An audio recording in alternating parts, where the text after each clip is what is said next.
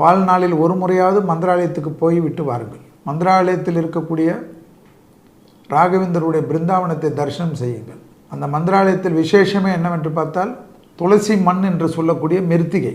அந்த ராகவேந்தருடைய பிருந்தாவனத்தில் இருக்கக்கூடிய துளசியிலிருந்து எடுக்கக்கூடிய அந்த துளசி மண், அது அதில் எல்லா இடத்திலும் கிடைக்கும். அங்கே கேட்டு அதை வாங்கி கொண்டு வந்து வீட்டில் பூஜை அறையில் பித்தளை கிண்ணத்திலோ செம்பு கிண்ணத்திலோ வெள்ளி கிண்ணத்திலோ தங்க கிண்ணத்திலோ அவங்கவுங்க வசதிக்கு போட்டு ராகவேந்தராக நினைத்து பூஜித்து வாருங்கள். விளக்கேற்றி விட்டு வந்தாவே போதும்.